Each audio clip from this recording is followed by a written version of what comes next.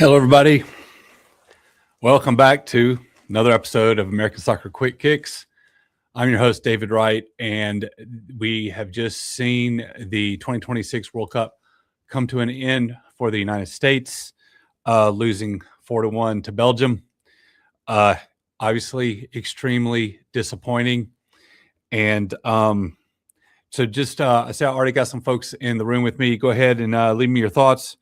But I would just say that the most disappointing thing is I didn't really see us play our game. I didn't see us play the way that we've been playing lately. You know, I don't believe we saw the energy. I don't believe we saw the movement. I don't believe we saw the confidence. It just looked like a different team out there. Seemed like maybe we were playing a little nervous and a little tight.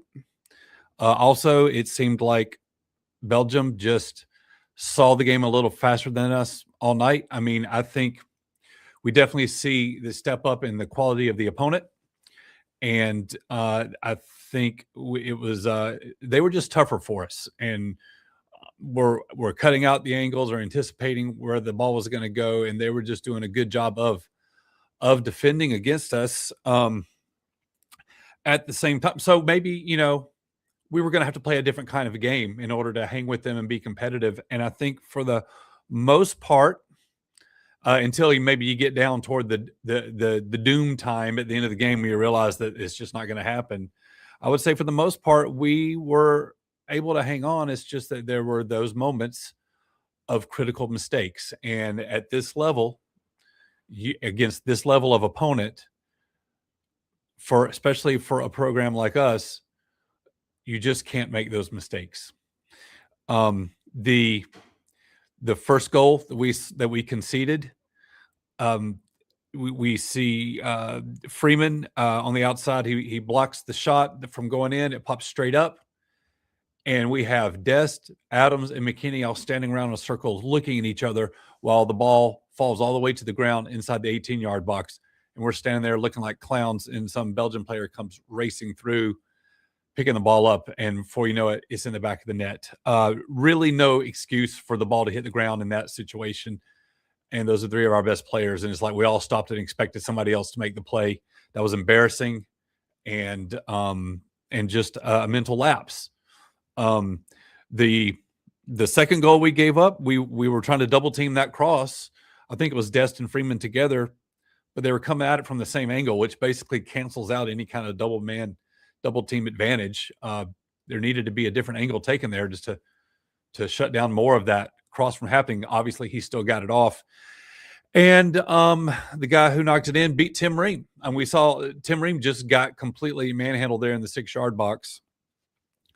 And then the third goal is the most embarrassing one. I think we knew going in, right? We've talked about the roster in every camp. We talked about it coming into the World Cup, that our two biggest known, like, this is a really strong squad. Like, you're really excited about the squad. You really fall in love with all these guys. You get excited over our starting lineup because we've been playing so well. You look at that, you see technically skilled ball handlers all over the field.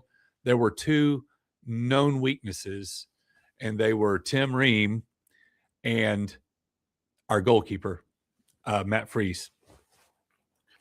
And we survived this long with them in our starting lineup. And, you know, they played well. They had moments in the tournament, but tonight they both got exposed. I think Tim Ream was in over his head all night. He got beat on that second goal. He was scrambling for his life many times against the Belgium attack. But then on that third goal that we conceded, Matt Freese was right to come out of his 18-yard box. That part was the right decision, because the guy was going to be in on goal, one-on-one, and you don't hang back and wait for the guy to come at you in that situation. You're never going to win that. So I don't blame Freese for coming way out. He needed to do that. He needed to play the ball cleanly with his feet. Obviously, he did not. And as a matter of fact, it's like the man forgot how to kick a ball. How embarrassing can that be for a professional soccer player? He swings his foot and he kicks the ground. He drags his foot and nearly trips himself. Total clown show. And Tim Ream is the last defender there beat on that play, you know, but he's just trying to save Matt Freese's bacon. That's Matt Freese's fault all the way. uh, the most embarrassing moment in the tournament. Last time we played Belgium in the World Cup, we had Tim Howard and we set a World Cup record for the number of saves. And tonight, we forget how to. Our goalkeeper forgets how to kick. So um, I hope that we're going to see improvements at the goalkeeper position. We can always go Turner freeze, Turner freeze. Neither one of them were really. Neither one of them are at the level that we've had historically at goalkeeper. And then tonight, you get to this level of the tournament and you play this quality of opponent and you get exposed. I think Belgium was the better team, and I don't have any real complaints about the way it was officiated. Um, I think that despite the fact that maybe we were outclassed, we still had a fighting chance if we did not make any mistakes, and we did. And I'm not really sure what causes those types of mistakes, because they seem like the kind of things that only happen when you're not fully mentally switched on, or if you're just playing tight and playing nervous. I don't know. You can tell me what you think. I want to hear from you. I see I got folks watching live. Put in the comments what you think. I'm going to say this. I've repeated it here a lot lately, and you can go back over my channel over the last few years and you can find the proof of this. I've been saying for a long time that the measure of success of this World Cup is going to be quarterfinals or bust. And we busted. I'm not changing my mind now. We needed to make the quarterfinals of this tournament with this group of players at the age they are and playing at home with the level of manager that we went out and hired. That's why we hired him. We hired him to win this game. The U.S. has gotten to the round of 16 plenty of times without Mauricio Pochettino. We go out and make a hire like that in order to get past the round of 16. And ultimately, that did not happen. Do I really blame Pochettino? I really don't. I don't think the shortcomings tonight can be put at his feet. And as a matter of fact, I applaud him for bringing Reina on at halftime. I thought that was a bold move. But the players have to execute, and we didn't see that happen. I think, in retrospect, this was a lot of fun. This tournament was a lot of fun. We had a great time. We fell in love with these guys. Everybody's hyped. Everybody's excited. And it's been a great ride. And I'm still riding high on the whole experience. I'm just really disappointed tonight. And I look at it like this. Pochettino actually was hired for two jobs. The first job was to turn around the culture and the psychology around the team, because it wasn't where it needed to be. And he was coming in very late, only 2 years ago, with very limited number of international windows to work with. And he had to be able to identify his players and be able to get the right message sent to them and get the team broken down and rebuilt psychologically. And that was his first job. And that might have been the tougher job. And I would say that one was a big success. I think he absolutely did that. The second job, obviously, was to get us to at least the quarterfinals. And unfortunately, on the night, we came up short. We gave up a trash time goal at the very end to make it 4-1. Chris Richards being bodied by Romelu Lukaku, which you can't really blame anybody for that. It looks like Richards was taking that really hard at the end. He's our go-to main number one guy on defense, and he got beat for that final goal. I'm sure he feels bad about that, but that is not the goal that did us in, obviously. I'm getting a couple of comments trickle in. Keep them coming. I'm going to look at them in just a second. I will say there was one more objective that needed to happen. And in addition to rebuilding the culture around the team, and in addition to getting to the quarterfinals, the other thing you wanted to do was get this country excited about soccer and to see the wonderment and the intensity and the pride and everything that goes into the World Cup. Is truly an amazing tournament. It's a wonderful thing that you can have this sport that is played by literally every country around the world. And because of that, because everybody's playing the same game, you can have events like this that really bring the whole world together. And I think it's been wonderful seeing all the the wholesome content online as Europeans are discovering the goodness of America and the goodness of Americans. It's been really, really great. And I love that our team has been in the national spotlight these last few weeks. Here's what I will say. If you are someone who has not followed soccer all the time, but maybe you caught the bug during this tournament, what I would encourage you to do is go find a local team to support. I see a bunch of people online going, "Hey, I like soccer now. Tell me what English Premier League team I should follow." I think that's the wrong answer if you live in this country. Find a local team. It doesn't have to be Major League Soccer. It can be lower division. Somewhere near you is a local pro team.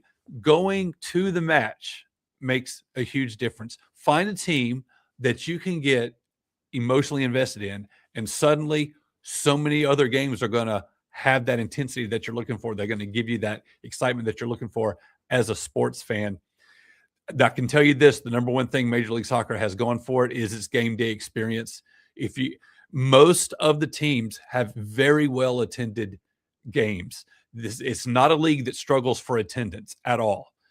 Go to the game, you're going to have a great experience, and you're going to want to go back. Let's grow the sport in this country. I'm going to go to the comments now. Let's see what we have. Smoke Signal says there's not much to say. Almost from the beginning, I said to my wife that Belgium is a better team tonight. This is, this is the level of opponent that you expect to see at the round of 16. And for the most part, this is where we bow out of the tournament. I was hoping that with this group of players and with this manager, that maybe this year would be a little different. Belgium was a little too good for us. I say that, but I really do think we had a puncher's chance if we had just not made mistakes. I think obviously this mistakes were fatal and did us in. John says we came out flat and we looked like the team from our previous manager. We came out, I guess flat is a good word. We looked nervous to me. We looked like we weren't confident. We weren't able to get on the ball. Right when we did get our goal, one of the adjustments we saw coming out of the commercial break, the hydration break, and you heard Stu Holden mention it on air. We dropped Tyler Adams from defensive midfield to the defensive back line in between the center backs. And what that did was allow Freeman and, Dest and Jedi on the outside to get up the field. Like they had been pinned back from the way Belgium had been dominating the ball. And by getting them up the field, we were able to make a move. Pulisic gets the ball in the middle of the field. The ball goes into Balogun and we draw the foul. And then Tillman lines up for the free kick and gets it. So that adjustment, that was a good tactical adjustment to drop Adams back and free up our fullbacks, free up our wingbacks. But then to turn around and immediately concede another goal is just a brutal blow psychologically. And I don't think we ever mentally recovered from giving up that second Belgium goal where we had equalized. Like, okay, we can, all right, clean slate. Let's get our heads back in this game. And then boom, before you know it, we're picking the ball out of the back of our own net again. John says no sense of urgency from the start. I just didn't like the same team, did it? I just don't feel like we saw the same game. We didn't see the game from them that we've seen earlier in the tournament. Nathan says the passes were terrible. Nervous energy, definitely nervous energy. No attack mode. Lots of mental mistakes. Can't play at this level like that. Definitely mental mistakes. The attack mode, I'm going to credit Belgium's defense for that. Maybe and maybe even the quality of our pass. A lot of our quality passes were low. I'll give you that. But also, I think Belgium is just doing a good job of anticipating the angles and doing the man marking. And we're doing enough to mute our attack. Again, like I said, right there late in the half, when we dropped Adams back and freed up our wing backs, it looked like maybe we were going to be able to start doing something. But I think you're absolutely right. The nervous energy for sure, and the mental mistakes. I mean, they were brutal, and Freeze dragging his foot behind him as he attempts to kick a ball. That's what was. I don't even know how to describe how embarrassing that is. One highlight for the night: Tillman is a man for those kicks. I'll nominate Malik Tillman as our team's MVP for this tournament. Here are the. Tillman is the guy who probably rises the most in my estimation as a result of this tournament. I think over the last year, I've seen both Freeman and Berhalter rise up a lot in my eyes. But from starting with the beginning of this tournament, Tillman really showed me his class. If you'll recall, I don't know if you'll recall this or not. A year ago at the Gold Cup, June of 25, Tillman was one of those guys. He hadn't done much for the U.S. and Pulisic was not invited to camp. Or rather, Pulisic told coach that he wasn't going to go to the Gold Cup, but he'll play in a friendly for him.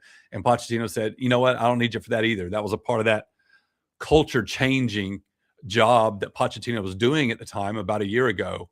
And when they knew they weren't going to have Pulisic for that tournament, he turned to Tillman and said, you're going to be my man. And he was kind of an unknown for us for only watching what happens in his international career, only watching his U.S. matches. And we've seen him really step up and become a critical part of this team. And Alex Freeman is another huge success story. January of 20, he's only 21 years old now. He didn't get his first MLS start until last year, January of 25, or at the beginning of the 25 season.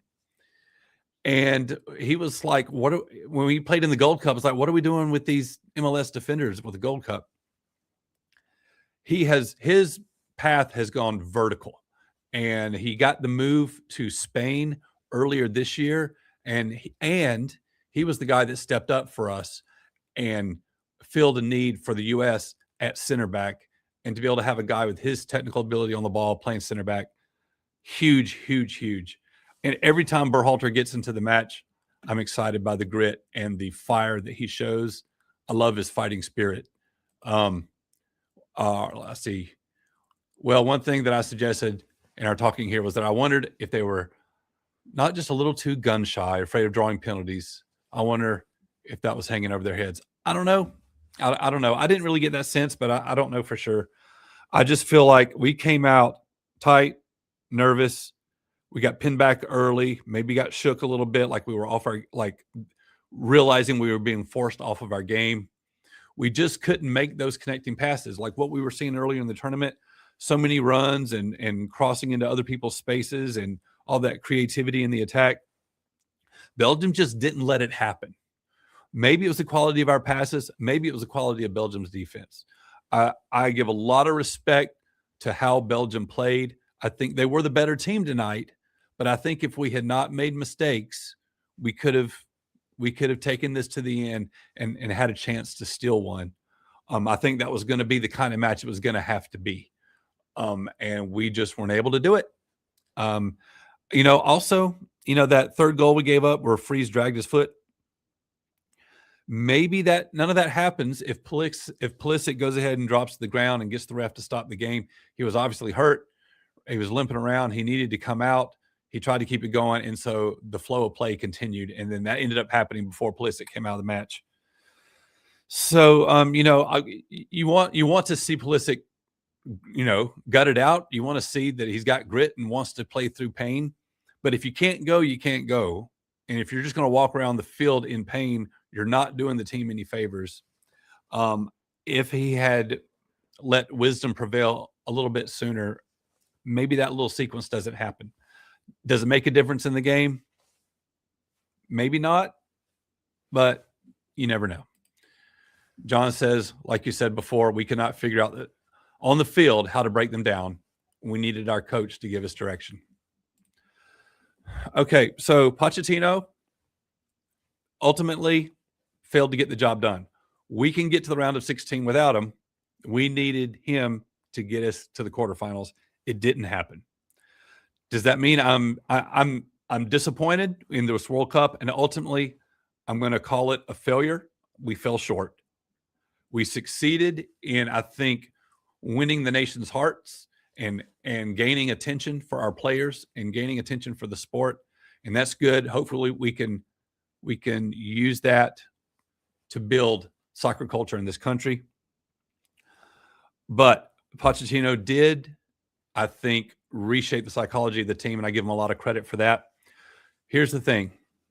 I am not dissatisfied with Pochettino. I am happy with the job he did, even though I'm not happy with the results of tonight. The U.S. Soccer Federation has officially extended a contract extension offer to Pochettino. It's been clear from the beginning. He's been upfront, like, look, this is just, I'm doing this for this World Cup cycle. I've got a club career managing in Europe. I'm talking to other clubs. I'm going to move on. And everybody kind of knew that up front. And that's probably still what's going to happen. But the Federation has already put the offer in front of him. And he said, let's wait till the tournament is over to see. What we've also seen since then is Pochettino clearly having a lot of fun at this tournament and with this team. Who knows? Maybe he fell in love with these guys enough and believes in them enough now that maybe he wants to stick around for a full 4-year cycle and manage these guys again in 2030. And by the way, our future looks good, okay? This was a nice convergence point of the prime age of our main talent playing at home, and it's a terrible feeling that we've let that slip away. But our core players are, for the most part, going to still be under the age of 30 at the next World Cup. Pulisic will be 31 then, but that's still solid, and he'll be one of the older ones. Most of these guys are still going to be in their 20s, and we have a crop of really promising young prospects coming up. There are reasons to be optimistic about our future. I think that might be it for the comments. So I just want to say this. I'm not changing my standard. We needed to make the quarterfinals. We didn't do it. So this is ultimately a disappointing World Cup for us. Although I absolutely love seeing the excitement surrounding this tournament here in this country. I just hope it continues. So I encourage you to find a team to support and go see it in person. You will have a blast. I promise you. Now, what am I going to do on this channel for the rest of this tournament? I don't know yet. I tend to stay ultra focused on American soccer. The twist here is that this whole tournament is taking place in America. So I'll see. I don't know if I'm going to come on and try to react to semifinals and finals or not. If you want me to, let me know. Put it in the comments. We can hang out here again. But I've also got a lot of thoughts surrounding this team and surrounding our players that I want to unpack coming out of this tournament. And so the best thing you can do, just to subscribe to this channel and hit the notification bell, okay? Because just because you're subscribed doesn't mean you're going to catch these live streams. And I can't tell you when exactly I'm going to come on. But if you get that bell notification, you'll be able to jump in and join me here. In the meantime, the World Cup continues. So continue to watch some soccer with me, and I will talk to you next time.